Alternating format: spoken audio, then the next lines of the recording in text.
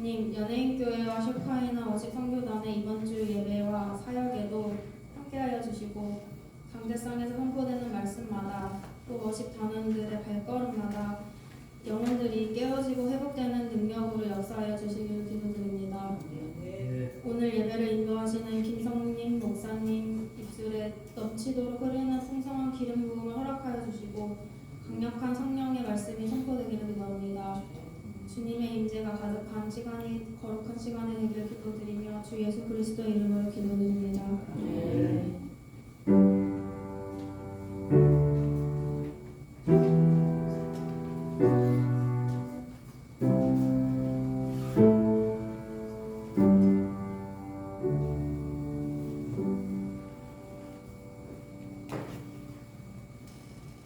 반갑습니다. 오늘 읽어주신 말씀은 초대교회 2000년 전에 예루살렘의 초대교회에서 일어났던 한 장면을 여러분들에게 말해보겠습니다. 그때라고 말하는데 화면을 좀 띄워주실래요? 제 우측 끝에 있는 지도 그때라고 하는데 이때가 언제냐면 스데반의 일로 인해서 박해가 일어났던 그때입니다.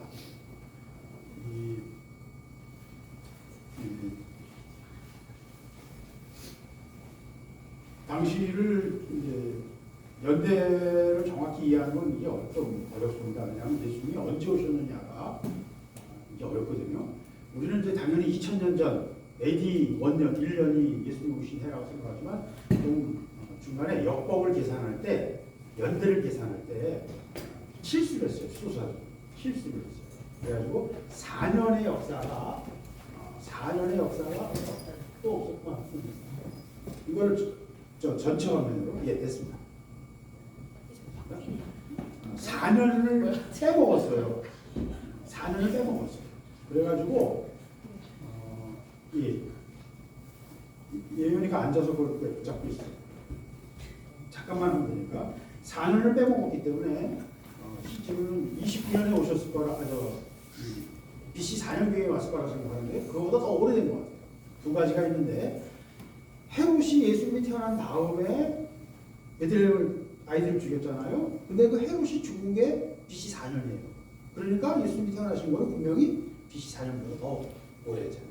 그 다음에 두 번째 중요한 특징이 있는데 동방박사가 예수님을 경배하러 왔을 때 왕의 별을 따라갔다는 거예요. 그거를 현재 천문학자들은 이제 별자리를 마음대로 이렇게 컴퓨터 시뮬레이션 할 수 있어요. 별은 정확하거든요. 그러니까 5000년 전에 서울에서 봤던 별자리를 우리는 컴퓨터로 얼마든지 그릴 수가 있어요. 현대 과학이 걸쳐 다 해냅니다. 시뮬레이션으로. 그래서 예수님이 태어나셨을 때 별자리를 추적해 보면 오송 치유 현상이라는 게 일어나요.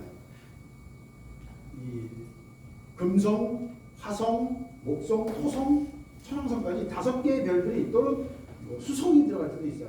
5개의 별들이 한 열로 온다는 거예요.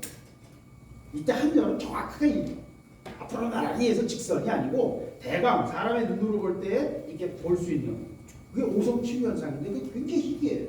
근데 그것을 위대한 왕이 태어나는 징조로 점성술에서는 해석했어요.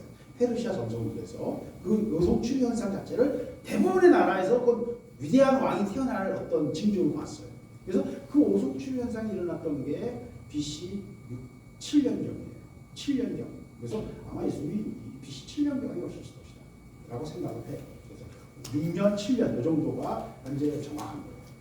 연대가. 그래서 이거 이제 그냥 그때라는 때를 이제 정확히 하기 위해서 제가 이 말을 하는 겁니다. 그리고 그 밑에 보면 글라우디오 때에 천하에 큰 흉년이 들어서 안디옥 교회에서 헌금을 했어요. 그래서 그 헌금을 바나바와 바울이 가지고 예루살렘 교회로 돌아갑니다.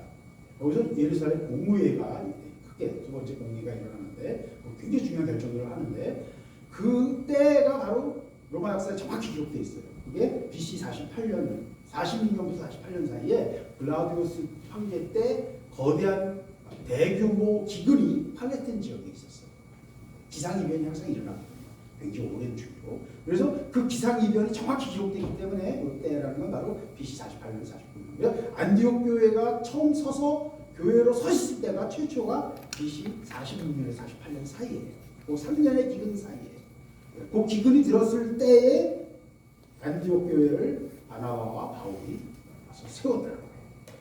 물론 이제 바나바 바울이 세운 건 아니에요. 오늘 본문에 이제 나옵니다만은 안디옥 교회를 바로 이제 큰 교회로, 하나님이 역사하신 어떤 교회로, 그리고 최초의 기독교인, 이방인 기독교인 교회로, 그리고 최초의 선교하는 교회로 안디옥 교회를 세웁니다. 이게 우리 역사에서 너무너무 중요한 사건이에요. 우리는 잘 이걸 실감도 못하고 이걸 잘 몰라요. 왜? 하나님의 뜻과 사람의 뜻이 너무 생각 다르고 관점이 다르기 때문에 이런 걸 잘 보질 못합니다. 이건 굉장히 중요한 거예요. 그래서 제가 이런 지도를 가져왔는데, 안디옥이 여기입니다. 이게 터키 반도고요. 이게 그리스고요. 여기가 예루살렘. 여기 사해, 아니, 네, 사해가 보이죠? 이게 때문에 잘 안 보이실 것 같은데. 한번 옮겨볼까요? 네. 네. 한번 옮겨보겠습니다. 이거는 이제 머릿속에 가지고 있어야지 이 하는 이야기들이 들어오거든요. 자, 여기가 예루살렘이에요. 이 아시아와 아프리카, 그리고 이쪽에 있는 사우디아라비아, 그래서 지구의 한 3분의 2의 땅의 중심이에요. 그러니까 아메리카 대륙하고 호주만 빼고 나머지 모든 사람이 사는 대륙의 중심이에요. 그래서 예루살렘이 되게 재밌어요.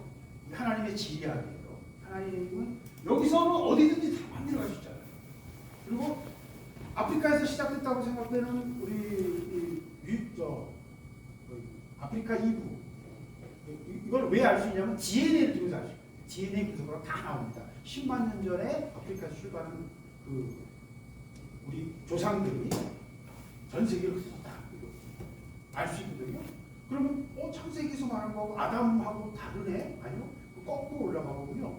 거꾸로 올라가거든요. 그 모든 DNA가 아주 좁은 걸로 올라갑니다. 그래서 성경이 말하는 게 정확하다는 걸 과학이 말해주고 있어요. 아직은 그게 확인이 되지 않지만. 그래서 그 모든 인류의 역사의 흐름이 이 통로, 스웨이즈를 통해서 아프리카와 이걸 통해서 올라가면서 시작돼요. 그 길목이에요. 심장 높이라고 볼 수 있어요. 비교하죠. 인류 전체로. 그래서 이 예루살렘이 굉장히 중요해요. 오늘 이야기도 이 예루살렘 교회와 이 안디옥, 이 두 도시의 이야기. 지금 여기가 시리아고요. 여기가 지금 분쟁으로 몇십 년째 내전으로 수십만 명이 죽고 있는 지역. 시리아부터 전쟁, 가장 큰 전쟁이 일어나는 지역. 근데 이건 절대로 위험해요. 왜 러시아 푸틴이 이 시리아에 그렇게 계속 공격하고 계속 여기 개입하는 줄 아십니까? 여기 다 하나님의 큰 그림이 연결되어 있죠. 그리고 오늘 본문에 나오는 구브로, 베니게, 그다음에 여기 구레네, 이 지역들이 여기입니다. 그래서 예루살렘에서 성령 강림이 일어나가지고 굉장히 강력한 화적인 역사를 일어났어요. 제사장들도 막 회개하고 하루에 베드로가 설교하면 3,000명의 역사가 일어나요. 빌립이 다니면서 날아다니면서 눈앞에 있다가 바나가 없어지고 막 그래요. 성령의 역사가 너무 강력해가지고요. 초대교회에 엄청난 복음의 폭발적인 역사가 일어났어요. 그래서 이 정도의 강력한 힘은, 원자폭탄 같은 강력한 힘은 그냥 순식간에 전 세계가 복음으로 확 뒤덮일 것 같은 그런 기세였어요. 폭발적이었거든요. 그런데 이 폭발적인 것들이 다 금방 어떻게 돼요? 핍박을 받아가지고 정치가 돼요. 오늘 그 얘기하고 스데반의 일로 일어난 환란으로 말이야. 흩어진 자들. 그러니까 하나님의 역사가 강력하게 일어났는데 왜 이렇게 또 금방 다 흩어져 버릴까요? 왜 하나님은 이걸 지속시키지 않으실까요? 네. 왜 은혜와 하나님의 역사, 복음은 지속되지 못할까요? 왜 우리가 신앙생활을 하려고 그러면 참 막 어느 때는 막 천국에 가는 것처럼 큰 감격과 기쁨이 일어날 때가 있는데, 근데 그 다음에 또 내려오면 금방 그냥 지나가 버리고 현실이거든요. 왜 은혜는 이렇게 지속됩니까? 아주 간단합니다, 여러분. 높은 온도는요 지속할 수가 없어요. 용광로를 계속 가동해야 되는 것처럼 쇠를 계속 녹이려면요 계속해서 엄청난 에너지가 속에 들어가야 되거든요. 그 온도를 유지하기 위한 그 모든 것들이 엄청난 희생과 엄청난 뭔가가 들어가야 돼요. 그걸 우리가 감당을 못해요. 우리의 영혼이나 우리 모든 희생과 우리가 할 수 있는 모든 영적인 어떤 그 파워가 그걸 감당할 수 없어요. 유지가 안 되는 거예요. 더 중요한 이유는 뭐냐면 마귀가요, 이 영적 하나님의 역사하심을 대적하고 인간을 조종해가지고요, 역사를 조종해가지고 이런 것들이 흩어지게 합니다.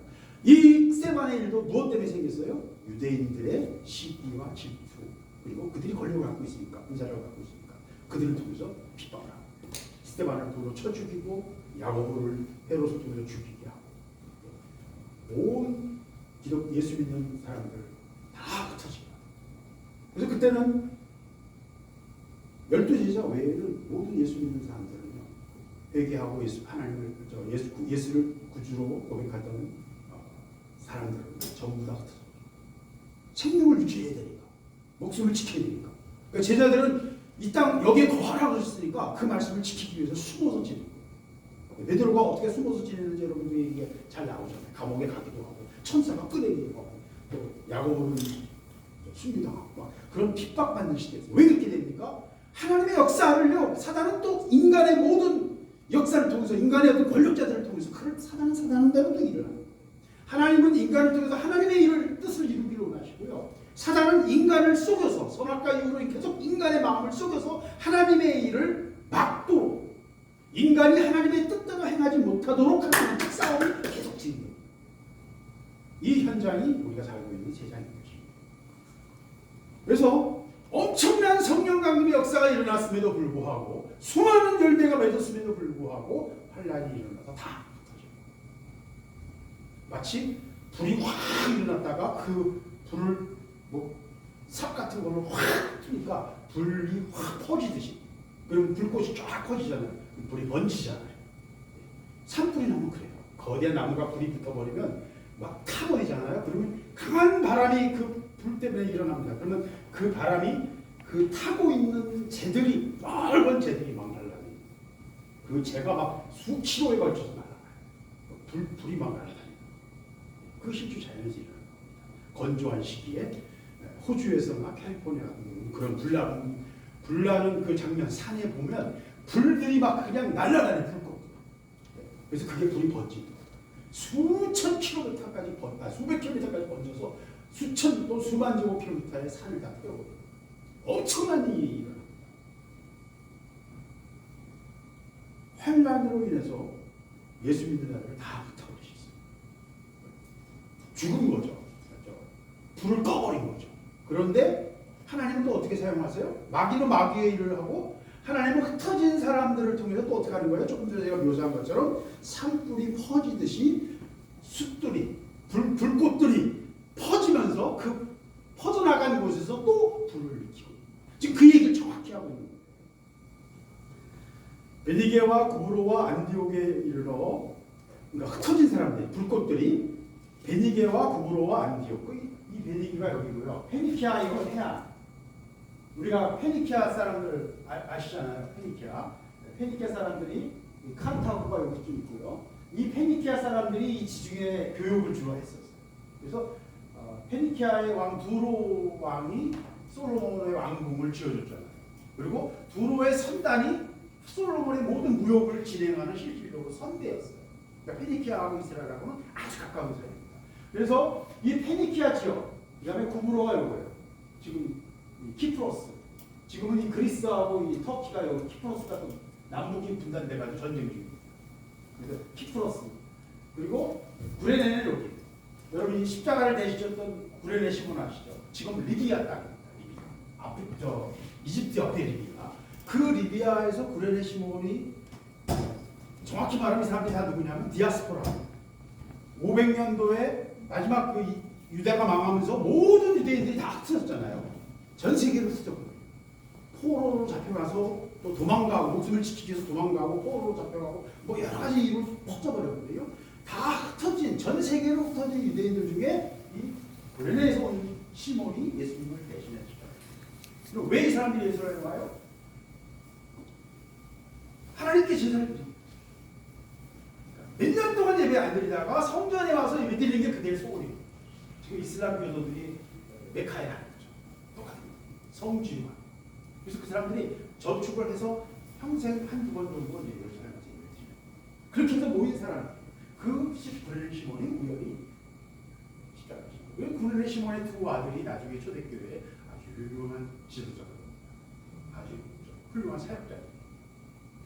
이 구레네 사람들, 또 구브로 사람들이 여기서 흩어져서 예루살렘에 모였다가 흩어져서 이 사람들이 요 페니키아와 안디옥과 구브로 이런 지역에서 복음을 전해요.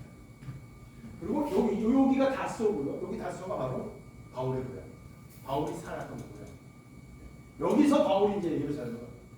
그러니까 바울 자신도 헬라의 문화 속에 있었던. 이 당시 여기는 헬라의 지역이에요.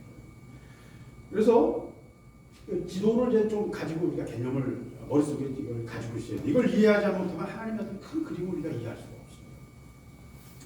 그래서 그 중에 구브로와 구레네 몇 사람이 안디옥에 이르러 헬라 사람에게도 복음을 전했다.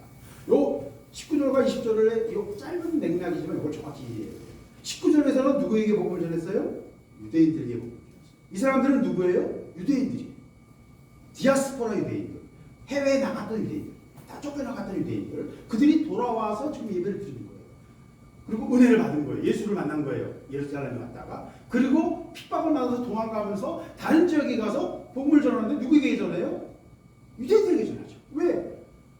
지금 예수가 메시아이시다라는 이 신앙 고백은 구약을 이해하지 않고서는 이해가 안 되는 거예요. 아예. 메시아가 뭐냐? 처음에 이해할 수 없죠. 예수, 다윗의 후손, 이거 개념 이해가 할 수가 없죠. 이 모든 이야기는 유대인이 유대의 문화를 가지고 유대의 말씀을, 구약의 말씀을 이해할 때 이 신앙을 이해할 수 있어요. 받아들일 수가 있어요.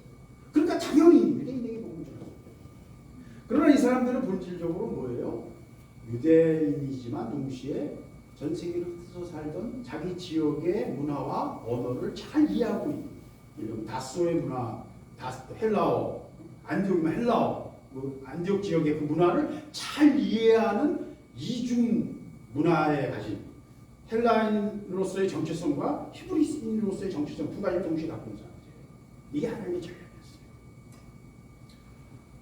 그래서 그 전까지는 유대인에게만 복음을 전하다가 이제 헬라 사람들에게도 복음을 전하기 시작한 거예요.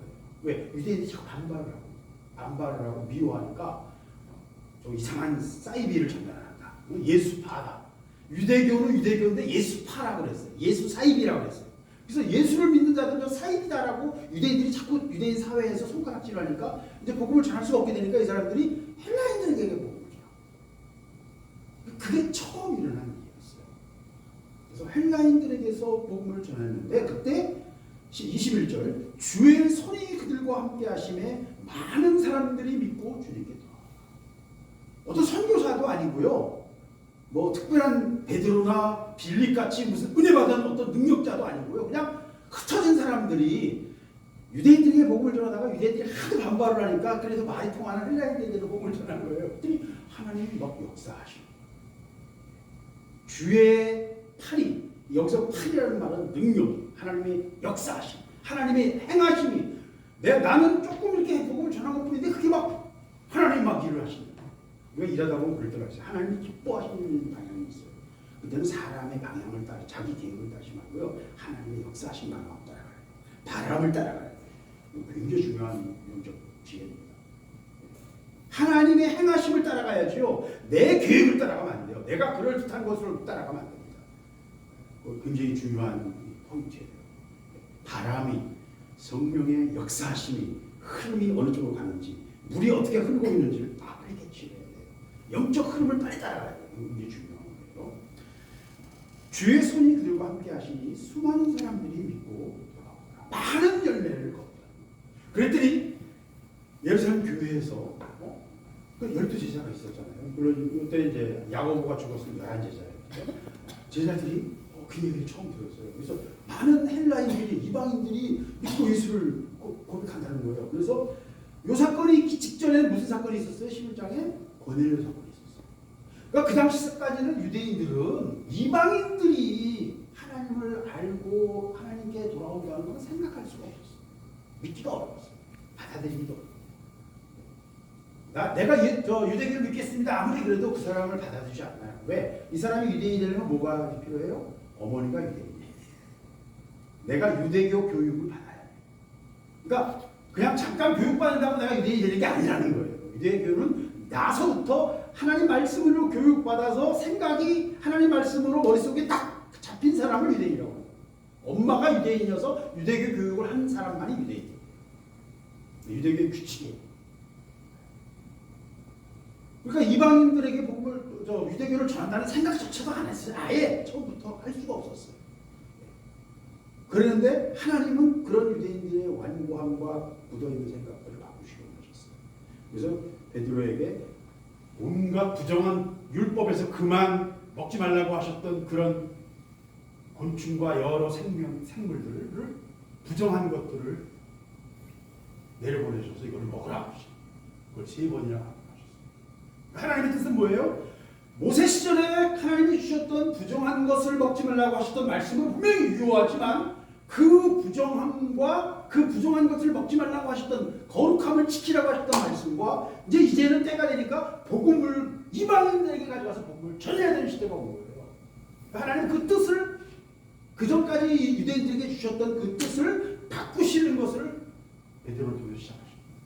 그리고 베드로에게 고넬료 사건을 통해서 이방인들에게도 성령의 역사가 나타나는 걸 처음 본 거예요.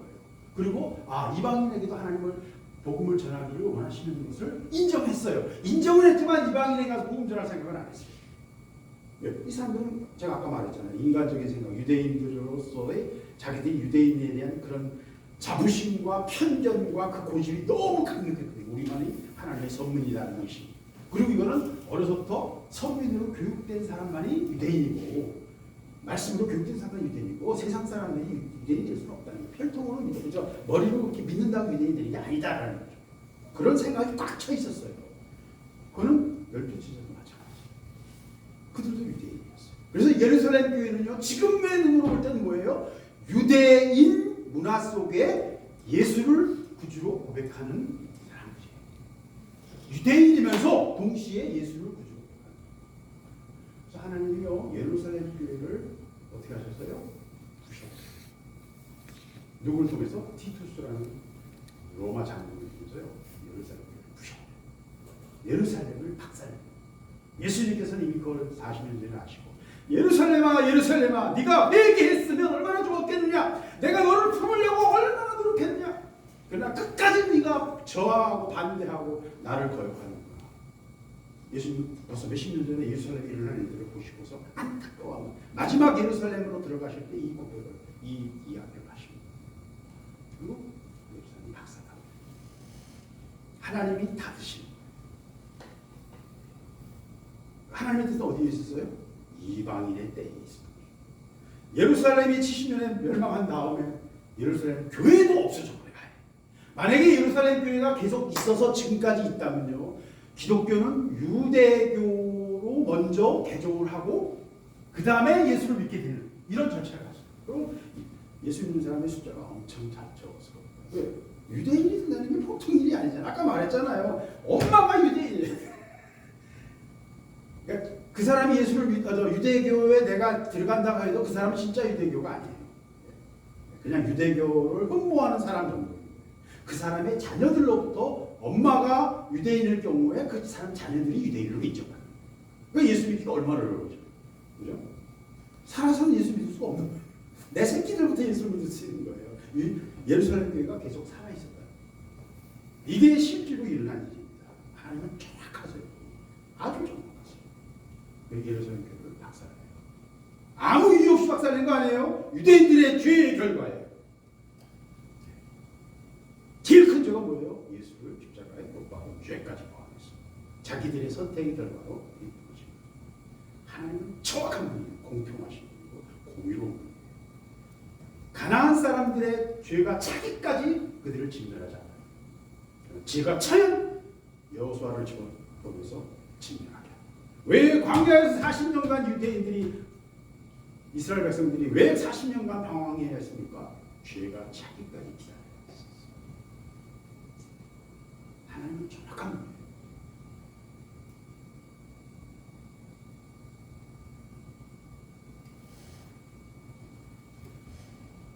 하나님이 문을 닫으시면요 사람이 그걸 열 수 없어요. 예루살렘 교회가 멸망한 다음에 안디옥 교회가 생겼죠. 물론 이 사건은 40년도니까 예루살렘 아직 살아있을 때예요.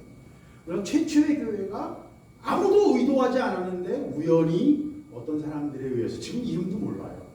안디옥 교회가 세워졌어요. 이 안디옥 교회가 우리가 알고 있는 현재 교회의 출발이에요. 그때부터 그리스도인이라는 이름이 시작됐고 이방인들이 처음 교회를 세우고 예배드리고 유대인이 아니고 그냥 이방인들이 자기들 문화를 쓰고서 예수를 주로 고백하는 지금 우리처럼 이 교회 다시 말하면 이방인의 때가 안디옥 교회로부터 시작돼요. 영적으로. 그래서 이 안디옥 교회를 통해서 지금까지 현대 교회까지 오는 거예요. 그러니까 우리들의 출발점은 어디예요? 실질은 우리들 편에서 볼 때는 안디옥 교회.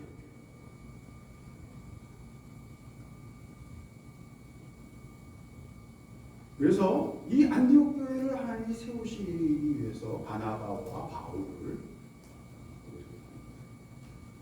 바나바를 예루살렘 교회에서 파송해서 왜? 그 지역이 새로운 구원받은 사람들이 있으니까 그들을 돌봐야 될 거예요. 양이 있으면 어떻게 해야 돼요? 베드로에게 예수님께서 뭐라고 하셨어요? 내 양을 먹이라, 내 양을 치라 그러시잖아요.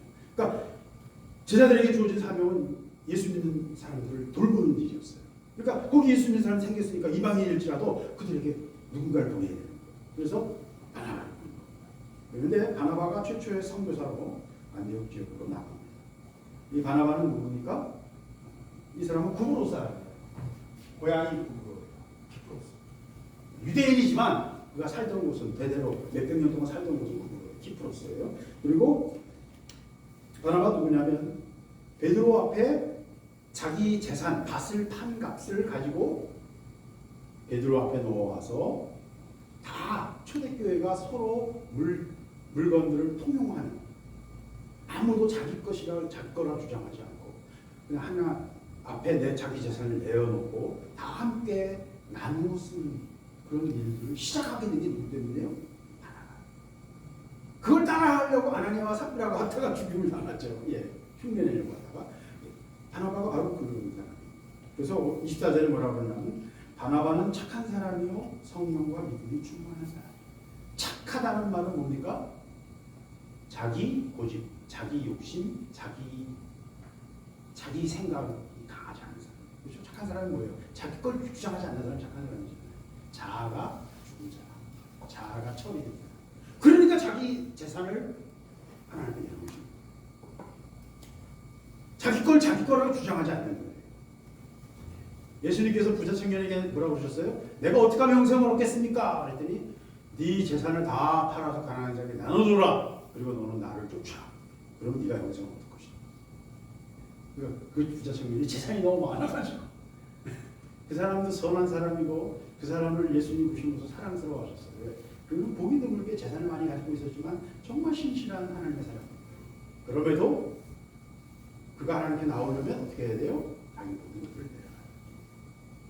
자아가 천이지 않고서는 예수 앞에 설 수가 없어요. 사역은 안 할 것도 없고 하나님 앞에서 예수 앞에 온전히 서려면요 자아가 천이에요. 착한 사람이라는 말 속에 있는 다음과 그리고 성령과 믿음이 충만한 사람이었어요. 여러분 충만해야 돼요. 충만이라는 말은요 이 물이 여기 지금 한 90% 차이인데 넘침, 잔을 넘침. 은혜든 그것이 무엇이든 믿음이든 좀 과해 보여요. 은혜도요 뭔가 넘쳐야 돼. 찰랑찰랑한 거는 일이 안 돼. 하나님의 일은요 우리가 뭔가 일을 하려고 그러면요 어떻게 해야 돼요? 넘쳐야 돼. 넘쳐야 돼. 여러분 매일 타고 다니는 자동차에 그 엔진을 어떻게 해야 돼요? 폭발. 엔진이 피스톤이 올라가면서 연료를 분사하면 폭발이 일어나잖아요. 그 폭발의 힘으로 지금 여러분이 달리는 거예요. 그죠? 넘치는 것이 모든 일의 핵심이에요. 일이 되려면요 넘쳐야 돼요. 은혜가 넘쳐야 돼요. 그래야 그 에너지를 가지고 뭔가가 일어나요. 일이 일어나요. 성의 역사도 마찬가지예요. 그러니까 간당간당하고 찰랑찰랑하는 믿음 가지고는 여러분 평생에도 그냥 간당간당하고 사는 거예요. 그래서 우리 그리스도인들은 항상 사모해야 돼요. 뭘요? 하나님이 주신 은혜가 넘치기를, 그걸 우리가 부흥이라고 해요. 넘치는 은혜. 우리의 영혼을 넘치는 은혜. 간당간당한 게 아니에요. 그건 은혜뿐만 아니라 물질도 마찬가지고 어떤 헌신도 마찬가지고 희생도 마찬가지예요. 그냥 과해 보일 정도의 어떤 희생, 과해 보일 정도의 어떤 물질들, 과해 보일 정도의 어떤 그런 하나님 앞에서의 은혜. 너무 지나친 거 아닌가 생각이 들 정도. 충만해요. 넘쳐요. 그때 하나님의 일이죠. 그때 하나님의 일. 간당간당하는 것 가지고는 하나님의 일을 하지 않습니다. 그거는 하나님의 일을 하잖아요. 폭발해야 돼요. 폭발. 폭발하려면 넘쳐야 폭발을 하죠. 폭발을 해야 하나님의 일을 하는 거예요. 이 바나바는요, 하나님의 일을 아는 사람이었어요. 그래서 그는 바나바가 사울을 찾으러 다스려 갔어요. 이게 무슨 말입니까? 사도행전 요 앞부분에 9장쯤에 보면요, 사울이 바울이 됐어요. 회개했어요. 근데 사람들이 사울을 믿어요, 안 믿어요? 안 믿어요. 왜? 조금 전까지만 사람 죽이러 다니는 사람이, 예수 믿는 사람 잡아서 죽이려고 체포영장을 들고 다메섹으로 가던 사람이었거든요. 그러니까 저놈이 저거 우리를 잡으려고 우리 속에 침투하려고 회개했다라고 거짓말하고 지금 위장 침투하려는 것이다 라고 생각해요. 바울 얼굴도 보여가지고 잡히면 죽으니까, 예수 믿는다는 사람도 잡히면 죽으니까. 근데 이때 바울을 제자들에게 소개해준 사람이 바나바예요. 바나바는 구브로스 사람이고 지역이 비슷하잖아요. 다소가 바로 있잖아요. 그러니까 동네를 알거든. 그래서 이 바울이 진짜다, 진짜 예수야. 그 지역을 아니까 아나니아도 내가 아는데 아나니아를 통해서 바울에게 하나님이 은혜를 주셨다. 눈을 열어주셨다. 바울이 다메섹으로 가다가 예수를 만났다. 그 모든 내용들을 누구에게? 제자들에게 바나바가 소개하면서 뭘 해주는 거예요? 보증해 주는 거예요. 그러니까 사울의 사역은요, 이후에 모든 사울의 사역은 90%가 바나바의 지원에 의해서 사울이 하나님의 사람으로 쓰임받게 돼요. 바나바가 없이는 사울은, 지금 처음 제자들에게 소개했을 때도 바나바의 도움을 받았고, 지금 바울이 아무도 자기를 불러준 데 없고 자기는 그냥 예수 믿는 사람으로 사니까 자기 천막 지기로 그냥 다수의 고향에 가서 처음 다메섹으로 가다가 변화되고서 안디옥에 가 있다가 그 다음에 아라비아로 한 3년 정도 아라비아에서 생활을 해요.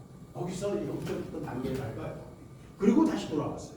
그래서 바울을 부를 때가 BC AD 46년 그때, 45년 46년 그때. 그리고 그때 바로 그냥 기근이 일어났으니까. 기근이 3년간 있었거든요. 그러니까 적어도 기근이 한 두 번째쯤 47년경에 돈을 모아서 보낸 것 같아요. 그러니까 실제로 사역을 시작할 때가 45년, 46년 요때쯤일 겁니다. 그러니까 바울이 스데반을 죽였을 때, 스데반이 순교당할 때 바울이 그 앞에 있었잖아요. 실질 주동자였거든요. 그래서 그 스데반이 죽임을 당할 때가 AD 한 30년에서 34년 사이예요. 그러니까 바울이 사역을 할 때보다 한 적어도 12, 3년. 그러니까 바울은 예수 믿고 회개한 다음에도 한 12, 3년 동안을 그냥 사우디아라비아에 또는 뭐 다소의 고향에 가 있거나 아무 사역도 안 하고 그냥 예수 믿는 사람으로 사는 거예요. 근데 이 사람이 사역자가 된 건 누구 때문에요? 바나바가 다소로 찾아갔어요. 그래서 안디옥 교회에 그리스도인들이 많이 생겼으니까 나와 같이 그리스도인들 들어오자 라고 바나바가 바울을 줍니다. 예루살렘 교회에서 파송한 사람은 누구예요? 바나바예요. 네, 바나바는 자기가 예루살렘 교회의 위임을 받고 사역을 하면서 필요에 의해서 바울을 초청한 거예요. 이게 실제로 하나님의 일이라는 실질적인 어떤 구조입니다. 지금도 캐톨릭에서는 철저하게 사람 중심이에요. 주교를 하나 세우면요, 그 주교가 그 밑에 있는 신부들을 세우는 것은 그 주교의 권한이에요. 그거를 악용해가지고 온갖 악행이 일어나요, 나중에. 근데 그 원리는 바로 여기서 나와요. 성경적인 원리가 그렇습니다. 사람에게 맡기신 이 하나님의 일은요, 복음을 전하는 하나님의 일은 철저하게 사람에게 맡겨진 일이에요. 제도가 아니에요. 이게 굉장히 중요한 포인트입니다. 제도가 아니에요. 어떤 원리가 아니에요. 사람에게 맡겨져. 근데 바나바는 어떤 사람이에요? 착한 사람이고 충만한 사람이고 또 동시에 하나님의 일을 동력하여 협력해서 하는 것을 아는 사람이었어요. 협력자였어요. 영어로 enabler라고 하는 말인데 다른 사람들이 일할 수 있도록 북돋아주고 이 일을 만들어가는 사람. 다른 사람들이 같이 일할 수 있도록 이렇게 격려하고 일을 만들어가는 사람. 혼자서 할 수 있는 일은 항상 제한되어 있잖아요. 근데 많은 사람들이 같이 일할 수 있도록 격려하고 몰아가는 사람. 바로 그런 종류의 사람이었어요. 하나님의 일은요, 혼자 하는 게 아니에요. 우리는 자꾸 하나님의 종은 그러면 앞에 서서 카리스마틱하게 막 몇천 년 동안 모세처럼 우리는 그런 걸 자꾸 생각하고요. 특별히 한국 교회가 그럴 수밖에 없었던 게 지금 대교회로 모였잖아요. 이거는 사회학적 현상이에요. 아파트처럼 몰려 살고 사람들이 또 자동차를 갖고 마음대로 이동할 수 있잖아요. 그러니까 내 귀에 편한 내가 듣고 싶은 목사님을 찾아가는 거예요. 그 전까지는 자기 동네 목사님 그 교회에 다 자기 가운데 교회에 예배드렸잖아요. 근데 이제는 차가 생겼고 아파트가 생겼고 그러니까 도시화되면서 자기 고향을 다 떠나와서 지금 어딘가에 아파트에 한 구석 들어가 살잖아요. 그러니까 이제 내가 내 입맛대로 교회를 찾아낼 수 있는 거야. 그러다 보니까 이제 큰 교회들이 생기기 시작했어요. 사람들의 마음에 맞는 데를 찾아가는 거죠. 그게 이제 이 시대에 일어나는 한국에서 특별하게 일어나는 일입니다. 한국뿐만 아니라 전 세계적으로 일어나는데 한국이 가장 강력해요. 그래서 몇십만 명이 모이는 교회가 만들어지기도 하고 그런 일이 벌어지고. 근데 우리는 자꾸 하나님의 일을 하면 어떤 사람이 유명한 목사님이 탁 나오면 인기 스타가 나타나서 많은 사람들을 쓸고 그 사람들의 마음을 사로잡고 하는 어떤 그런 스타일을 자꾸 머릿속에 그려요. 그걸 오래 지속 못합니다. 그걸 오래 지속할 수 있다고 그 사람은 하나님이에요. 왜? 마귀가 집중! 하나님의 일을 낳는다. 마귀가 가만히 있지 않아요. 좀 전쟁이 아니죠. 가만히 있으면. 우크라이나 전쟁 지금 러시아가 직독하게 싸우는 거 보세요. 지금 수십만 명이 죽어나가는데도 서로 양보 안 하고 끝까지 서로 막 싸우잖아요. 왜? 이기겠다고. 자기 뜻을 관철시키기 위해서. 전쟁이 그런 거예요. 마귀가 우리를 계속해서 물고 있는 거죠. 하나님의 일을 좀 하잖아요. 마귀가 집중 공격을 해요. 그래서 항상 교회가 역사를 통해서 타락의 현장이었어요. 교황들이나 수도원들이나 처음에 출발은 너무나 무기하고 아름다웠지만 나중에는 타락하고 싸워요. 왜? 마귀가 집중되는 거예요. 은혜가 있는 곳에 죄가 꼭 따라와 붙고요. 공격합니다. 그 정교함과 그 지독함을 감당합니다. 그래서 제도로는요. 하나님의 일을 계속 주십니다. 제도는 안 됩니다. 제도가 필요 없다는 말은 아니에요. 그러나 제도로는 은혜가 주시면 안 돼요. 하나님의 사람들을 그때 필요할 때 스파크가 일어나듯이 충만한 자들이 일어날 때 거기서 터집니다. 여기저기서 터집니다. 하나님의 그런 식으로 일어나요. 그래서 오늘 말씀은요. 굉장히 중요한 역사의 큰 흐름을 보여주고 있어요. 하나님이 유대인들을 통해서 하나님의 은혜를 계시하셨어요. 그죠? 아브라함을 택하셨고 아브라함을 택함으로 시작돼서 모세, 다윗, 여러 왕들과 선지자들, 수많은 선지자들, 이사야와 예레미야, 에스겔 많은 선지자들이 줄 서 있잖아요. 그들을 통해서 하나님의 계시가, 하나님의 뜻이 역사 몇천 년의 역사를 통해서 하나님의 뜻이 그 이스라엘 민족 속에 바뀝니다. 하나님의 인간을 향한 뜻이 그 속에 나타납니다. 그것을 정리한 게 구약의 성경 말씀, 구약이죠. 엑기스가 성경이에요. 그러나 실제로 성경은 성경만 가지고 이해를 못하죠. 성경을 만든 그 문화가 있잖아요. 그들의 언어가 있고 그들의 사고방식이 있잖아요. 그게 전체가 다 한 덩어리로 문화로 큰 유대인의 역사 속에 하나님의 뜻을 계시하시고. 그런데 신앙은 전혀 달라요. 오늘 우리가 지금 보고 있는 바로 안디옥 교회에서 시작된 역사가 달라집니다. 신앙은 어디에 담겼어요? 그 당시 세계를 하나로 만든 왕이 그 직전에 있었는데 300년 전에 알렉산더 대왕이 세계를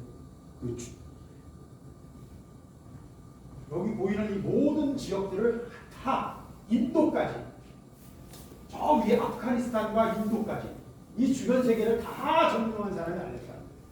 그리고 점령한 다음에 같은 문화를 자기 나라니까 같은 문화를 퍼뜨렸어요. 우리가 그걸 헬레니즘이라고 해요. 헬레니즘. 헬라어를 사용하는 문화고 그리스 문화와 이쪽 중동의 고대 수메르 바벨론 문화가 다 융합된 그런 동서양이 융합된 헬레니즘 문화가 만들어집니다. 이게 나중에는 로마에게로 흘러가고 로마가 현재 우리 서양 문명의 기초가 되는데 핵심 중에 하나가 바로 이 헬레니즘. 그리스 문명의 더 확대형의 헬레니즘. 근데 이 헬레니즘 문화가 바로 신약이 기록되는 모태가 되는 모판이 됩니다. 신약은 헬라어로 기록됐고요. 신약을 기록한 모든 사람들은 헬레니즘 문명의 핵심 교육을 받았던 사람들이에요. 그리고 초기 교회, 예루살렘 교회가 아닌 그 모든 그 외에 바울의 모든 전도 여행이 다 그리스와 터키, 이게 헬레니즘의 그 알렉산더 왕국의 핵심 지역. 그 지역에서 복음을 전합니다. 그러니까 구약 2000년 동안 아브라함부터 예수님까지 2000년 동안의 구약의 역사를 통해서 하나님이 계시하셨던 어떤 은혜가 있다면 신약에 오늘 우리가 말하는 안디옥으로부터 시작되는 신약을 만들었던 예수 그리스도에 관해서 증거하고 예수 그리스도에 관해서 선포하는 신약을 만들었던 하나님의 그 은혜를 그 계시를 담는 그릇으로 헬레니즘 문화를 사용하시다. 아주 절묘하고 아주 놀라운 거예요. 그래서 그 출발이 바로 안디옥 교회를 통해서 시작됩니다.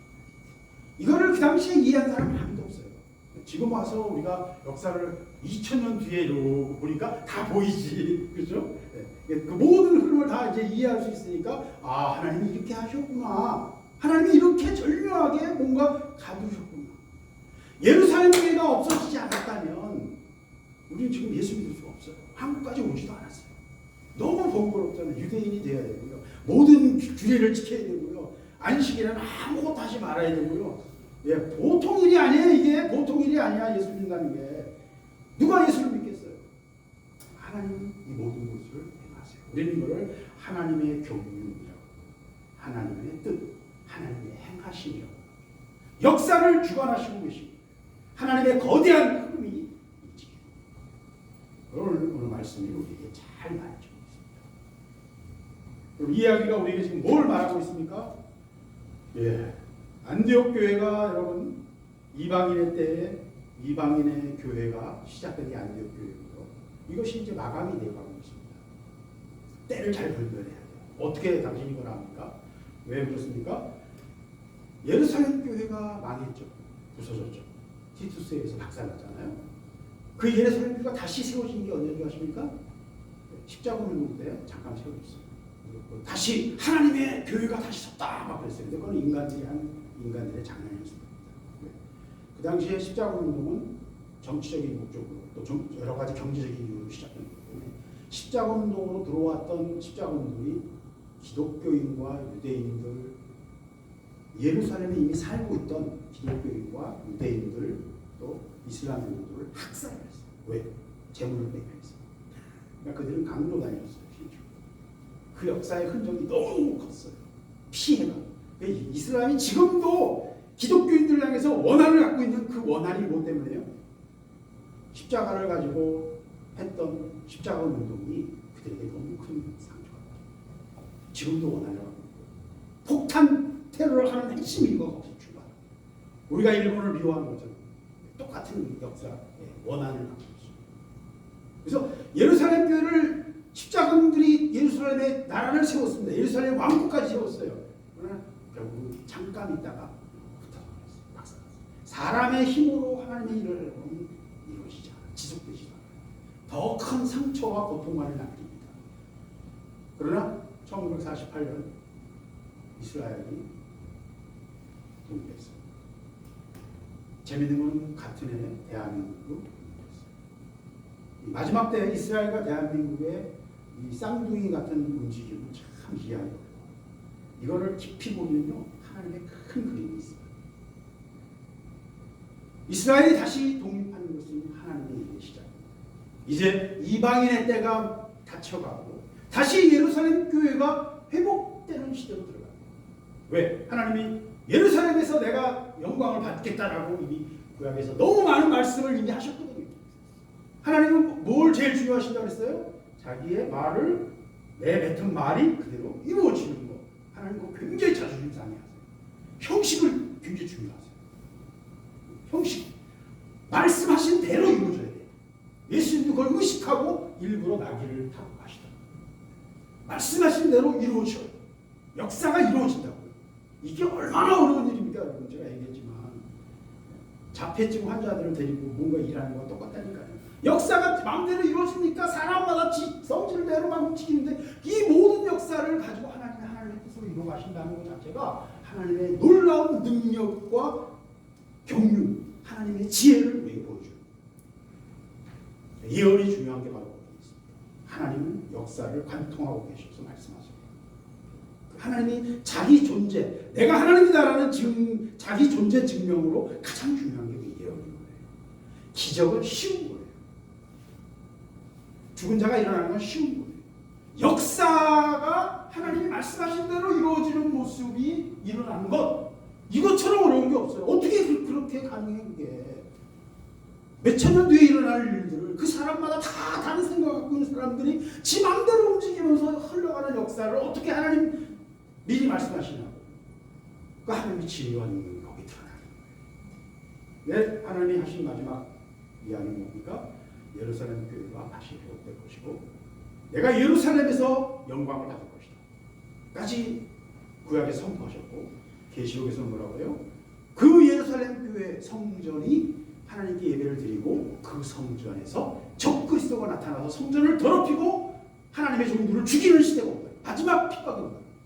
그러니까 한마디로 말하면 예루살렘 교회가 다시 서고 적그리스도가 서는 것이 이제 우리의 마지막 일어날 일이에요. 그 마지막 일어날 일의 출발점이 어디예요? 1948년 이스라엘의 독립과 대한민국의 독립이에요. 이 마지막 지금 70 몇 년 됐죠? 70여 년 동안 지금 일이 진행됩니다. 그리고 이제 이방인의 때가 끝나가고 예루살렘에 하나님의 성전이 다시 서는 그때에 모든 끝이 오고 하나님의 마지막 심판이 시작됩니다. 체크포인트. 하나님의 마지막 때가 시작되는 실질적인 출발점이 어디예요? 예루살렘의 성전이 다시 설 때. 그 교차점에 지금 우리가 살아요. 조바심이 나지 않을 수 없죠. 왜? 마지막 이제 예수 믿고 구원받는 시대가 이방인들이 예수 믿고 구원받는 시대가 이제 문이 닫힌단 말이에요. 그래서 그걸 마지막 추수라고. 여러분 이제 딴 일 할 때가 아니에요. 추수 때 뭐 다른 일을 할 수 없잖아요. 추수 때 뭐 친구 만나러 가요? 추수 때 뭐 누구 생일 잔치 가요? 아 이거 놔두면 나락이 썩잖아요. 곰팡이 피잖아요. 또 어떻게 해야 돼요? 재빨리 비가 오거나 이슬 내리기 전에 재빨리 피해가지고 빨리 털어야지. 이때는 고양이 소리라도 들려야지. 그렇잖아요. 인지상정이잖아요. 온 동네 사람들이 다 모여서 그거 도와주잖아요. 왜? 그 나락이 얼마나 귀한데 그 땀 흘려 얻은 곡식인데 그거 썩히면 안 되잖아. 그러니까 온 동네 사람들이 다 모여 돕잖아요. 마지막 추수 때 문이 닫힌다. 여러분 추수를 위해서 기도하세요. 마지막 대추수 10억의 영혼들을 위해서 기도하시고 이것이 지금 지난 2000년 동안 우리에게 열려졌던 이방인의 교회 안디옥 교회로부터 시작돼서 지금 우리 이 교회까지 이어지고 있는 시간표입니다. 그리고 이 시간표가 이제 얼마 안 남았다는 걸 제가 말합니다. 뭘 통해서? 예루살렘 교회의 회복을 통해서 하나님이 마지막 마감이 이제 가까이 옵니다. 이 일을 우리가 봐야 돼요. 그래서 예루살렘 또는 이스라엘로 돌아가야 됩니다. 이스라엘하는 얘기가 이 타임라인과 큰 그림을 보는 자들이 이스라엘이라는 거예요.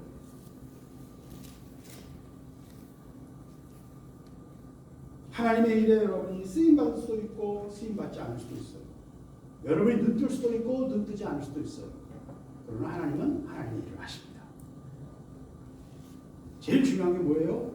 안디옥에 누가 선교사를 파송해서 안디옥교회가 시작된 게 아니에요.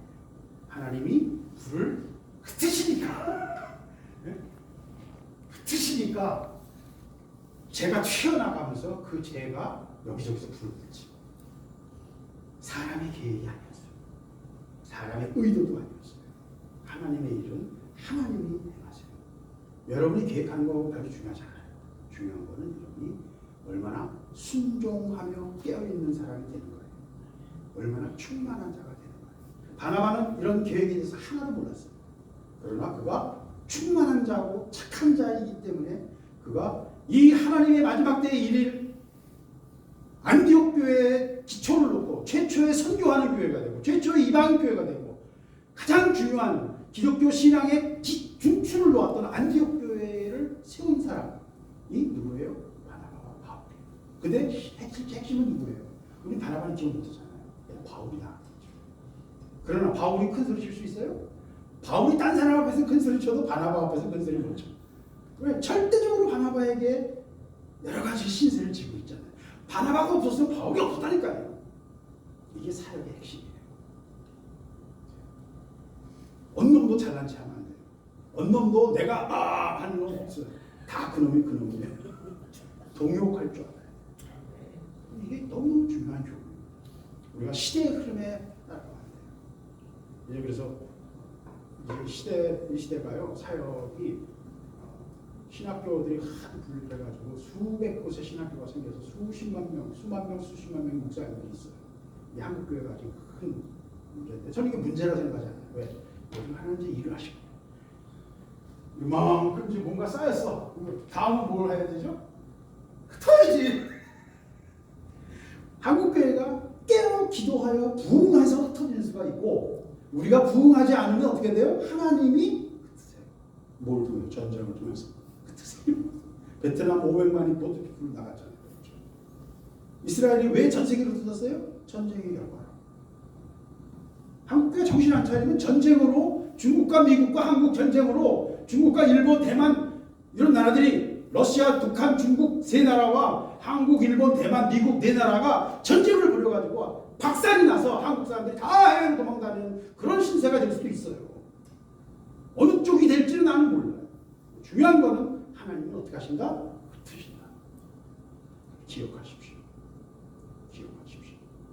하나님 흩으시지 않기 위해서 어떻게 해야 될지에 대해서 저는 좀 말씀드렸습니다. 한국교회가 회개해야 돼요. 여러 회개할 때 굉장히 많아요. 여러 가지.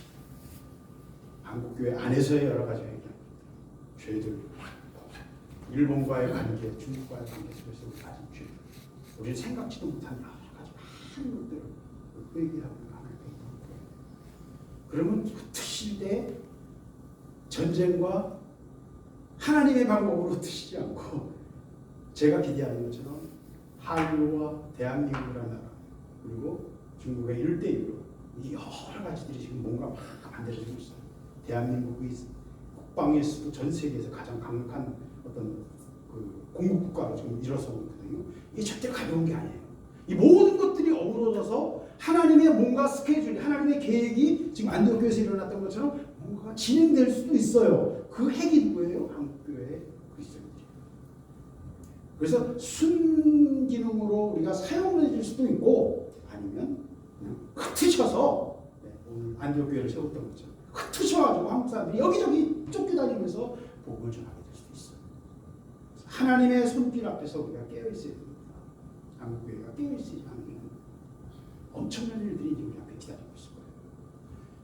그래서 오늘 말씀을 여러분 기억하시면서 하나님의 큰 그림들을 보시면서 기도할 수 있기를 바랍니다. 네? 그 그림 보는 거 그렇게 중요하지 않아요. 진짜 중요한 건 뭐예요? 바나바에게 말했던 것처럼 충만한 자가 돼요. 자아가 처리되어서 언제 어디서든 하나님의 일에 쓰임받는 연결자가 되고 사역자가 되고 돕는 자가 되고 고리가 되고 분리시키는 사람이 아니라 연합시키는 사람. 그 역할만 해도 엄청난 일을 합니다. 나도 모르게 하나님 일 속에서 엄청난 일을 해요. 여러분 그냥 별거 아닌 것 같고 막 별거 아닌 일 같이 하잖아요. 그게 결정적인 일이 될 때가 많아요. 하나님의 일은 그렇습니다. 별거 아닌 거 커피 한 잔이요 결정적인 역할을 할 때가 있고요. 별거 아닌 걸레질, 별거 아닌 작은 일들이 하나님의 결정적인 일이 될 수도 있습니다.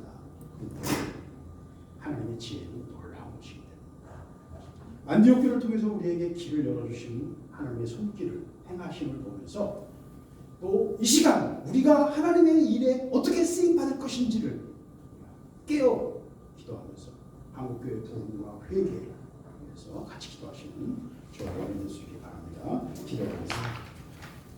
하나님, 오늘 말씀을 통해서 우리의 눈이 열려지기를 원하며 우리가 정말 하나님의 일에 동역하는 자, 동참하는 자들이 되기를 원합니다. 아버지, 모르고 쓰임받는 자들이 아니고 아버지의 일을 보면서 선포하며 아버지와 동행하며 아버지의 강한 손과 아버지의 능력과 행하심을 보며 기뻐하며 아버지의 일을 이루는 자들이 되기를 원합니다. 이 마지막 때에 우리 영혼이 깨어있게 하시고 아버지의 일을 이루는 자들로 우리가 서게 하여 주시옵소서. 오늘 말씀을 우리가 먹게 하시고 우리의 눈이 열려지게 하시고 우리가 기도하는 자들이 되게 하시고 이 마지막 때 마지막 추수를 위하여 이 나라와 이 민족을 위하여 쓰임받는 땅끝 백성들이 되기 위하여 우리가 회개하며 경청하며 부흥의 역사가 이 땅에서 일어날 수 있도록 아버지 저희들에게 은혜를 주시고 기도 제목을 주시고 우리 영혼이 이를 향하여 열려지게 하여 주시옵소서. 주의 일을 이루시기를 원합니다. 모든 것을 주님께 맡깁니다. 예수 그리스도의 이름으로 기도드렸습니다. 우리 특성 연구를 찬양 이혜정 목사님 나오셔서